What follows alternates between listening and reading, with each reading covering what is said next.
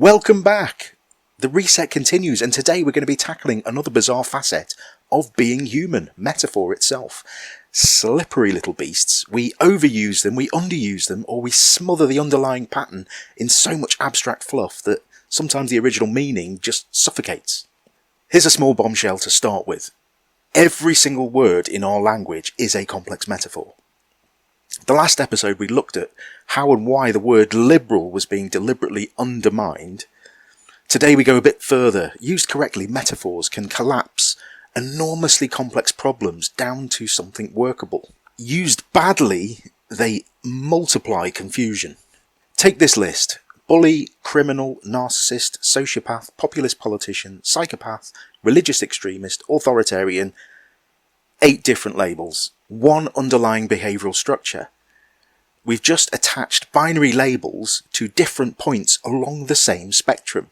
If I had to compress all of that list into a single word, it would be inversapience, the inversion of sapience. A sapient person sees their consciousness as something internal looking outward. Senses bring in information about reality and then they adapt themselves to that reality. Simple.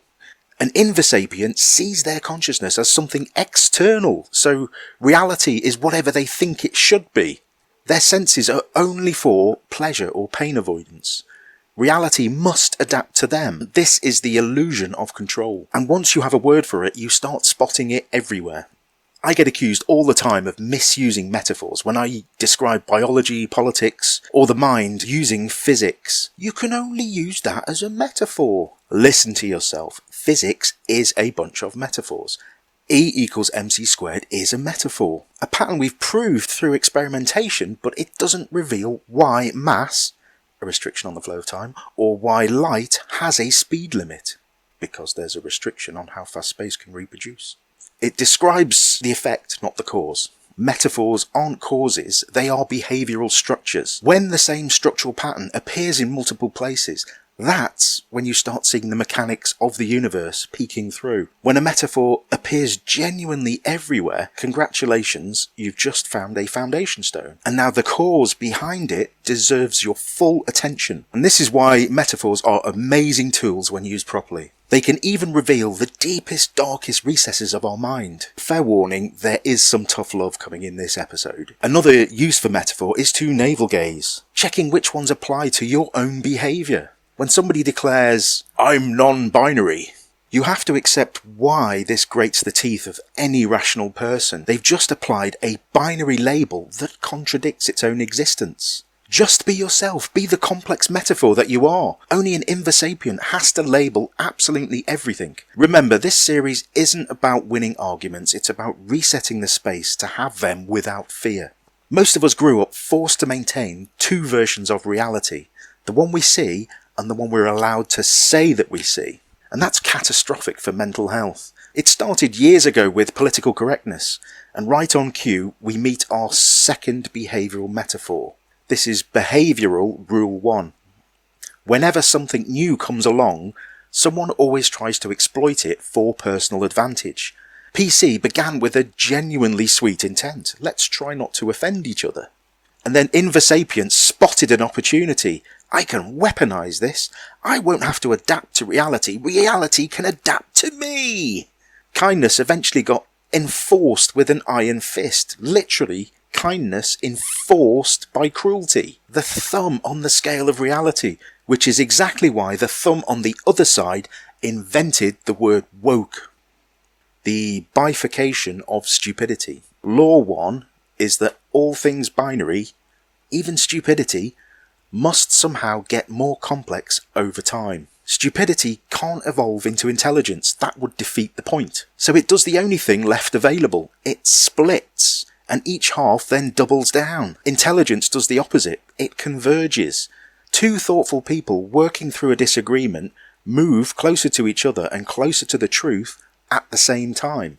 2 camps locked in a binary blame loop move further away from both. You can tell which mode somebody is in by which direction the conversation travels. So we've ended up with two opposing authoritarian camps screaming at each other in a blame loop, while every rational person stands in the crossfire, silenced by both sides. You're woke, you're a fascist. Different teams, identical playbooks. Fear-enforced silence, deflection, and a 200% accountability standard for everyone except themselves. It's horrifically corrosive. It's time to lop those thumbs off wherever we find them and reset the scale. I can see why the far right is rising. Squeezed from both sides, eventually something has to give, and hate is the easiest valve. People finally get permission to vent, even those caught in the crossfire that are just sick of the infighting are getting pulled in.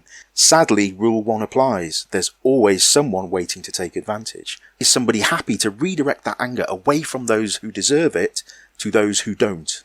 Know thyself. There's an old phrase that unlocks everything. Know thyself. It sounds simple. It isn't. It's like being asked to measure something you can't possibly see and being handed a live octopus as a ruler. How do you know if you've been flipped into inversapience, and how do you flip yourself back? Hopefully this series helps. Let's start with the classic.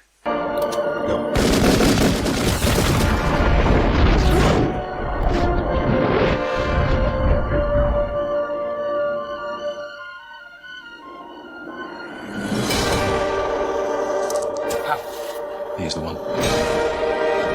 Neo has just had his epiphany, sapience versus inversapience. He spotted the cause behind the bullet effect and adapted around it. There is no spoon. Don't let anyone tell you there's a spoon. Just realise the truth.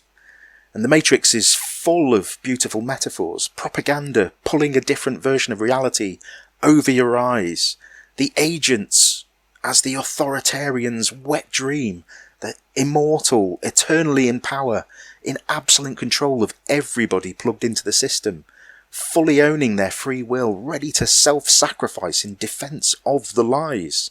And that's all of us, every day, oscillating between the real and the abstract. Our imagination is a private sandbox where we get to run little reality experiments. What if I do this? What if I say that? We plan, we rehearse, we build a small metaphor of the future, then try our best to step into it. Inside that sandbox, cause and effect doesn't apply. There is no spoon. You can't play with dynamite without protection from explosions, and you can't play with causality without protection from it. That's why we have our own little private matrix in our heads, to optimise this brief lifespan that we are given. The trouble is we can't really switch it off. We can only make sure we bump fully back into reality when we leave, that we're genuinely unplugged, because the second we act, cause and effect become undeniable. We've become a bit addicted over the years to staying half plugged in, the comforting warm blue pill lies over the cold, hard, jagged red pill truth. Films, fiction, TV, reality TV, the curated highlight reel on social media, all metaphors for reality, not reality itself. We just can't get enough. A spoiler, by the end of this episode I might have ruined most fiction for you, because strip away the window dressing and almost every story ever told is built on one of about two underlying structural metaphors.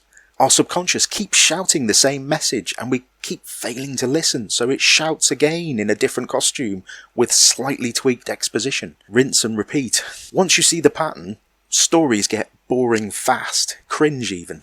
But the upside, we can finally start writing some new ones. The first structure is the force of evil, a metaphorical bullying monster bent on destruction, sucking everything into its destructive orbit like a black hole. The most tedious are the evil genius stories, where the script insists this person is the smartest who ever lived. They broke the IQ test, transcended human intelligence, and then proceed to do moronic things for 2 hours while you shout, "What a moron," at the screen. Evil and genius are contradictory metaphors. They cannot coexist in the same person. Choose one. As a child, I thought evil looked like this.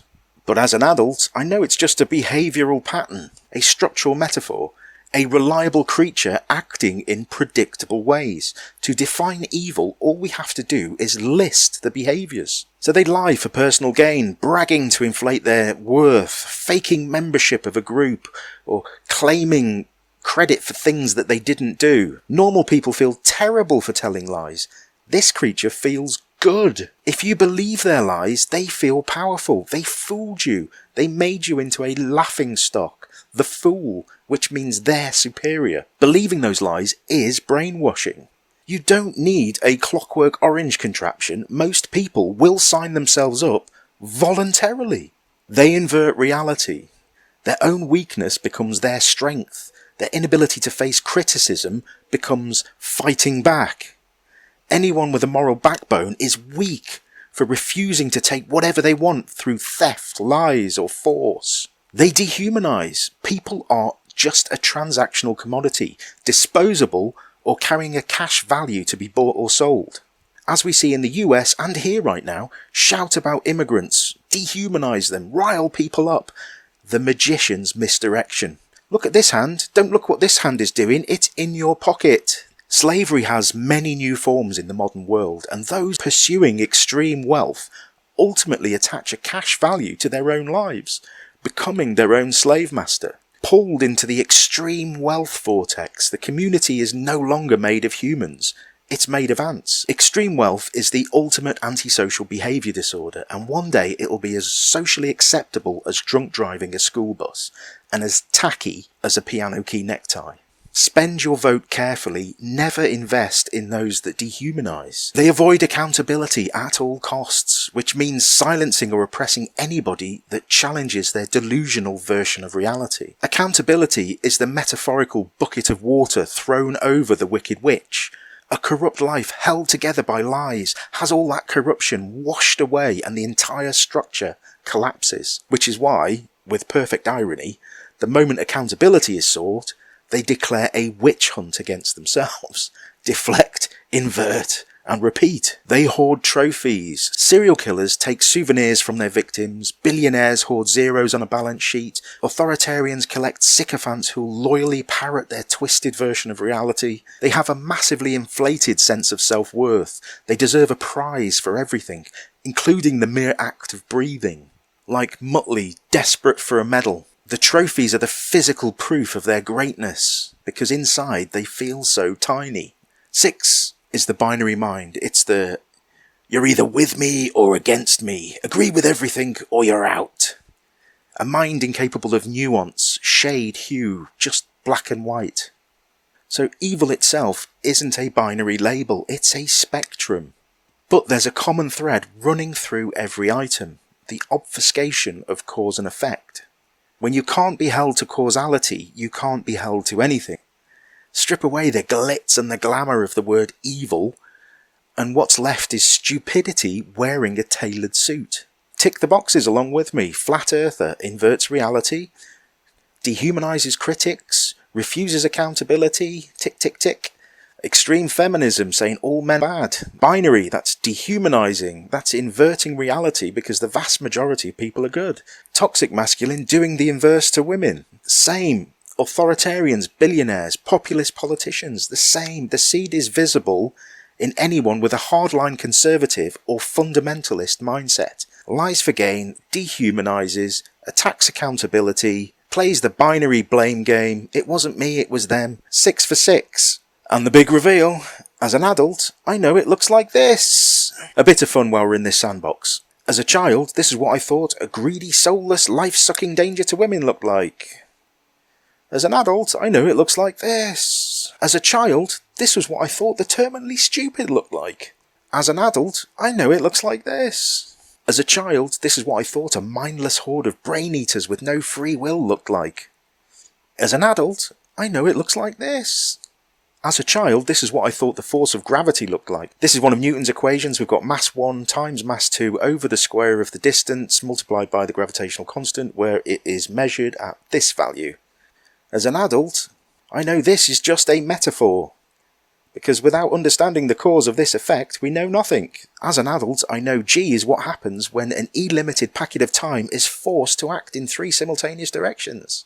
Yes, even physicists can be trolled for their delusions. Even the greatest minds in history get stuck in the matrix because maths can hallucinate.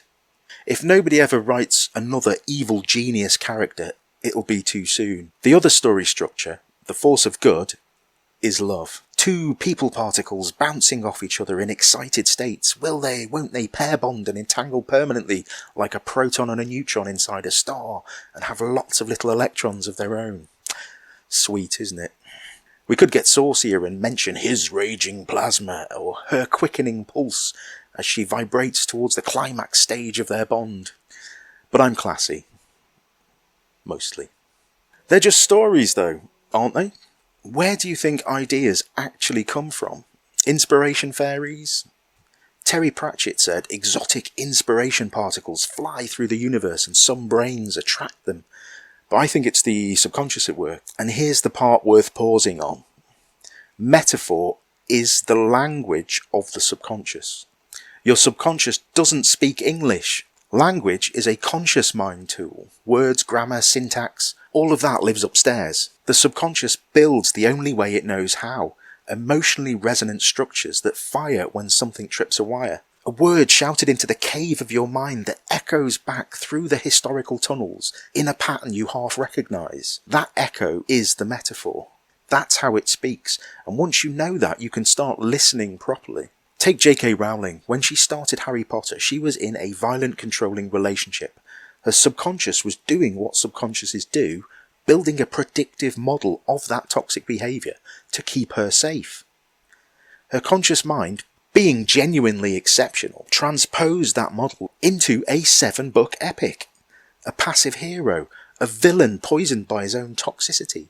The moral: toxic behaviour kills the host without fail. Stay true to yourself and your friends and wait it out. Hate is drinking a bucket of poison and expecting someone else to suffer the consequences. Or, as another great philosopher put it, stupid is as stupid does. Then, the irony. Years later, Joanne calmly observed that sometimes a woman is more vulnerable than a trans person. It was not a simple binary. The same structure that had kept her safe all those years ago was being tripped again, generating a reasoned, specific, utterly mild interjection. Asking honest questions is not hate speech. The reaction: Voldemort. The exact binary "you're with me or you're a muggle-loving transphobe" pattern her books spent 7 volumes warning us about. No questions allowed, no critical thinking, sycophantic allyship or exile. Binary labels deployed to dehumanise and dodge accountability. The pattern she literally wrote a saga about sailed clean over the heads of the people most loudly claiming to have read it, mostly to declare how talentless she was, inverting reality because she'd actually hit the nail on the head describing the behaviours that they were now exhibiting. The complexity trap. Here's the deeper point. Gender is binary at the biological starting line. As per Law 1 from the last episode, anything binary must increase in complexity over time. It must. Free will means we have full control over how we behave, but no one has the right to choose how anybody else behaves. Catch is, once something has become complex, it can't be crammed back into a binary. We cannot time travel and erase our past actions because our current self-image no longer matches. Complexity is a one-way door. Once a shoot bursts from an acorn in a particular direction, you can't shove it back in. I was never an acorn, I was always a tree. People will gladly accept those who embrace the beauty of complexity and own it, all of it. Revising history to fit a delusion of the present is a lie. People will naturally revolt against lies and forced silence. Otherwise, you're just a Voldemort rebrand. Or you can tell Schrödinger his box isn't required because if the cat is dead, we can just insist it's alive and gaslight everybody into agreement. I wish to make a complaint. Never mind that, my lad. I wish to complain about this parrot I purchased not half an hour ago from this very boutique. Oh, yes, I know we can play. What's wrong with it? I'll tell you what's wrong with it. It's dead, that's what's wrong with it. No, it's resting, look. Look, my lad, I know a dead parrot when I see one, and I'm looking at one right now. No, it's not dead, it's resting. Reality doesn't accept your assertion that the parrot is pining for the fjords. The cat doesn't care how loudly you shout. The universe keeps receipts. The compartmentalisation trap. We love to pretend things are complicated when they aren't. Once we understand metaphor. Russophobia, Islamophobia, transphobia, anti-whateverism, Totally different nuanced issues? No. Same structural metaphor, same foundations, same load-bearing walls, different wallpaper. Binary labels to shut down questions, enforced silence, no critical thinking, no adults allowed. And when we don't understand the underlying behaviour producing a structure, we invent a binary label for a force that must be responsible. It's our favourite placeholder. Something I don't get is happening, so there must be an invisible force doing it. Good and evil, gravity, electromagnetism, all placeholders for I can't see the mechanism yet. And as a quick aside, a lot of people in the UK are worried about Islamification. I'm not. As long as we keep building a society that rewards complex thinking over binary thinking, it becomes structurally impossible to drag that society back towards a believer versus non-believer system. Belief is accepting someone's words as 100% true in the absence of, and often in the active defiance of, evidence. That's just the metaphorical force of stupidity in ornate robes. The real dominant force in Britain isn't Christianity, Islam, or any of them. It's Anglicisation. And we forget this. The slow, unglamorous work of a broad education system and free speech forcing people to think, to question, to grow. Nearly every religion tries to take credit for inventing common sense. Thou shalt not kill. Thou shalt not steal. Mate, that predates all of you. People lived in functional groups without killing each other long before a burning bush got involved. And every religion worth its salt comes pre-installed with these moral loopholes designed to make a few quid. The Russian Orthodox deathbed deal is genuinely wild. Live a life of pure evil, repent at the end, hand a little slice of your ill-gotten wealth to the church, and apparently God, the supposed ultimate reality, simply didn't notice any of it. Either God is the ultimate reality and there is no loopholes, or God has a filing cabinet full of conveniently lost, redacted or withheld files. Pick one. So is there a God? Let's do this properly. Define the metaphor before we go looking. This is the bit Dawkins skips. What behaviours would God display? Like physicists hunting for the ultimate constant in a universe of endless change. So let's agree. Omnipotent. All-powerful.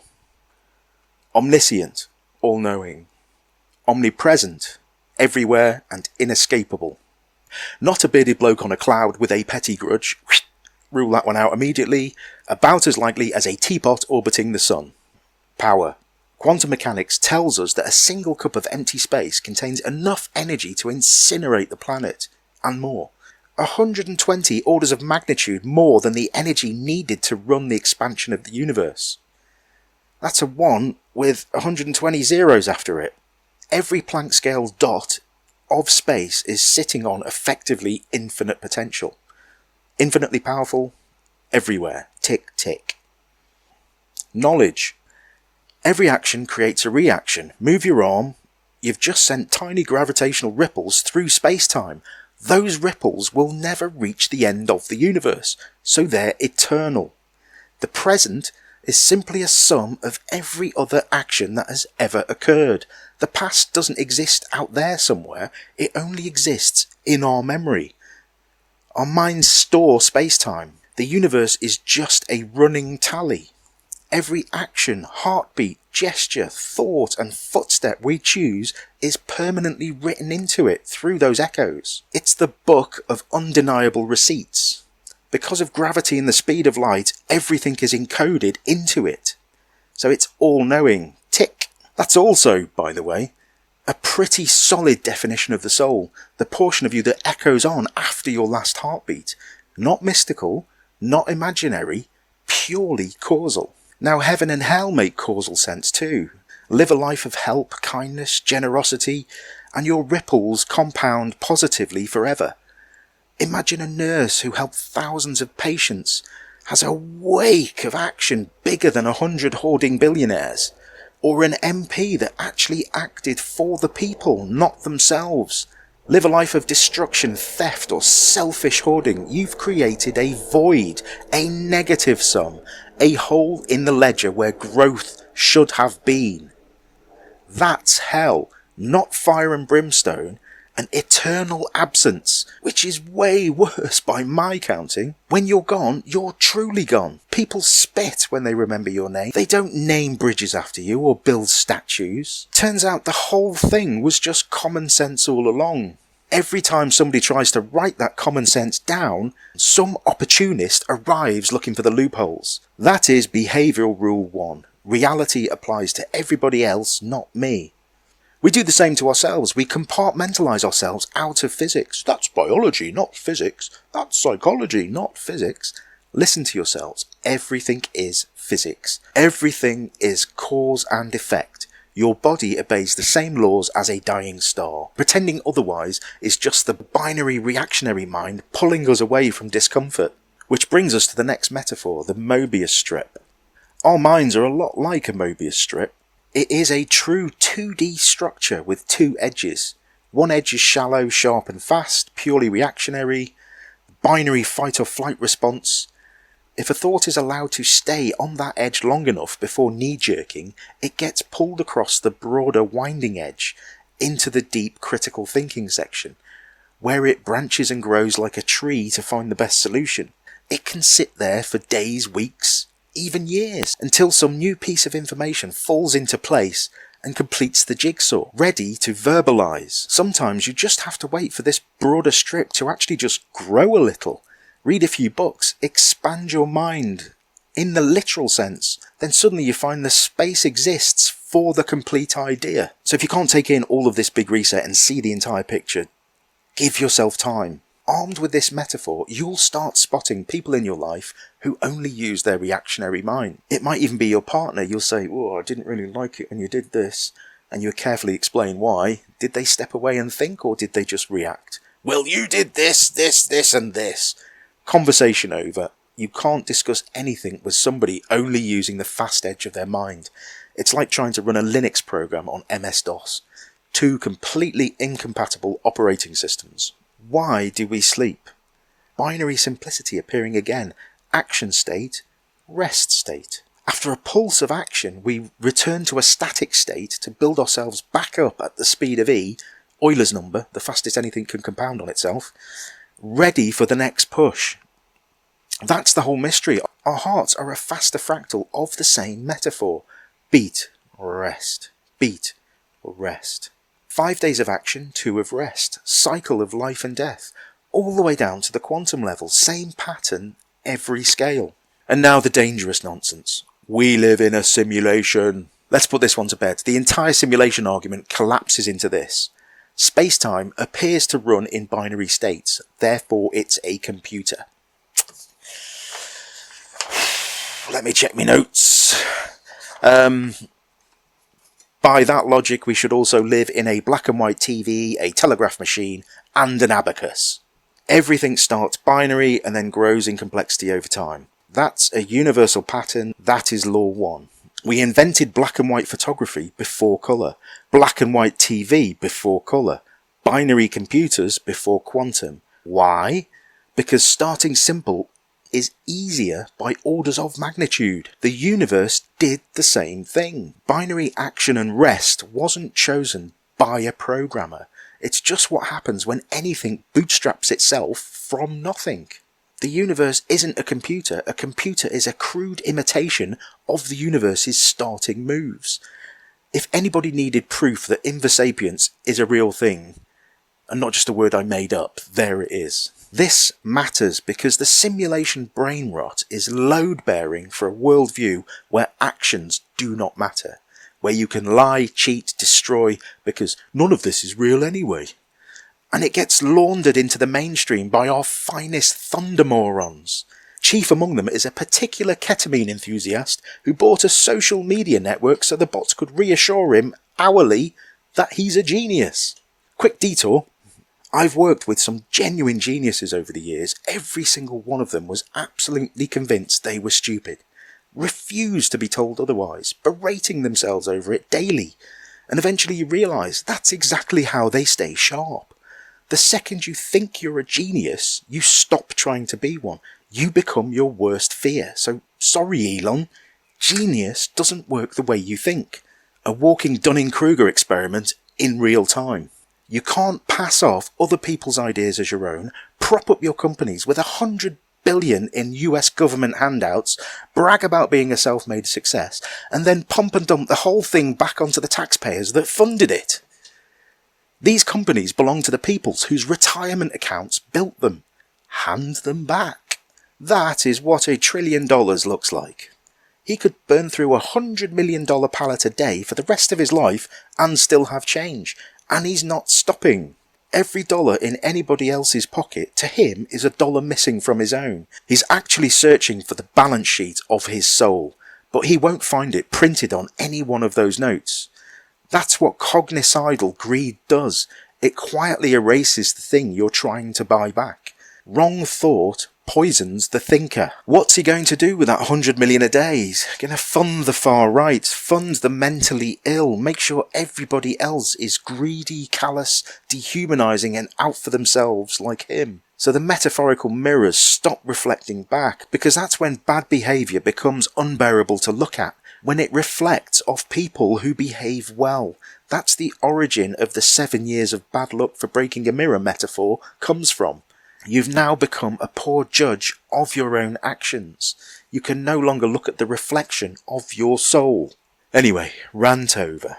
Elon brings out the worst in everybody, myself included.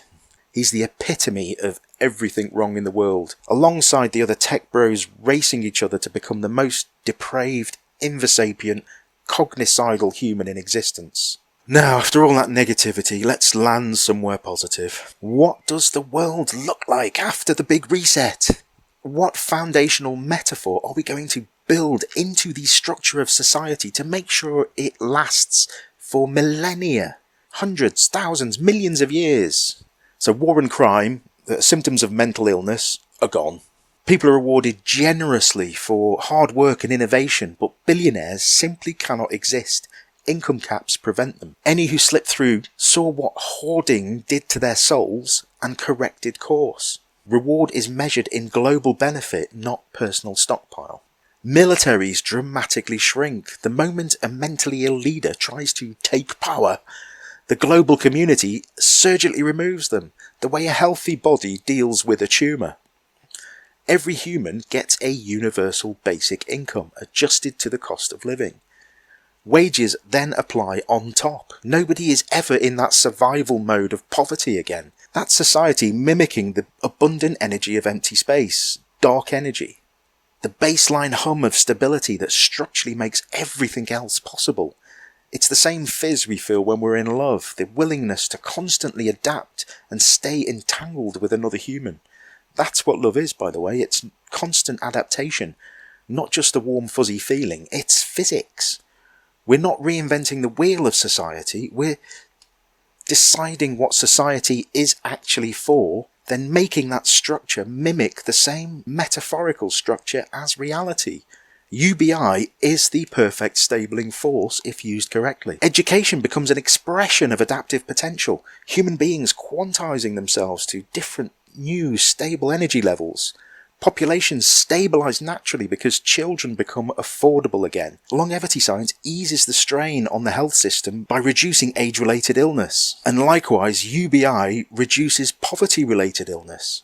Then there's a fundamental cultural pivot from what can I get to what can I achieve. Greed runs out of oxygen. Morality becomes as absolute as the laws of physics because it was already there, built into cause and effect from the start. Built into common sense.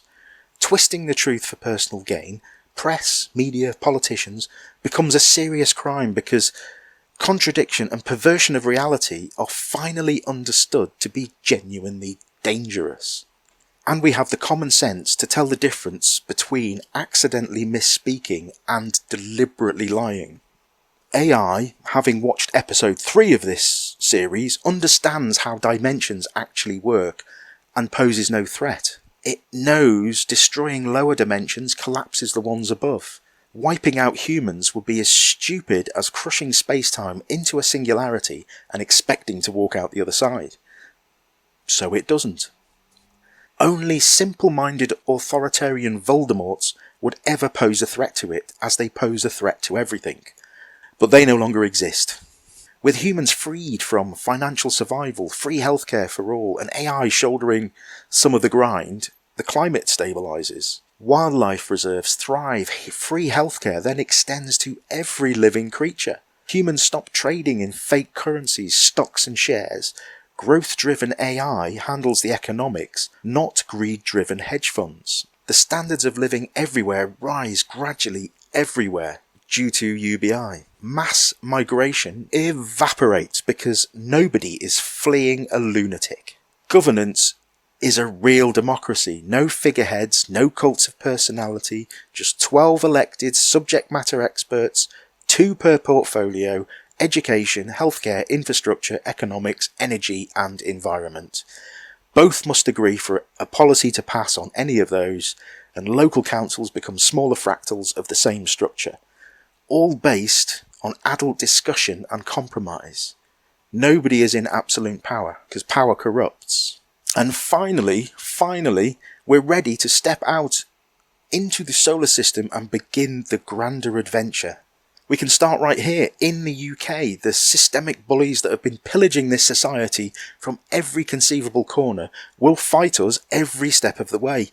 They will not win. Just look at Ukraine. No knights who are true can be beaten by the legion hordes of the false. And the universe keeps the receipts. Bullies always think they're winning as long as they feel like they're avoiding accountability. The universe keeps the real scorecard. Us holding you accountable is just us trying to do you a favour because the results are as inescapable as death and taxes. You've left the void. We were just trying to help you correct that.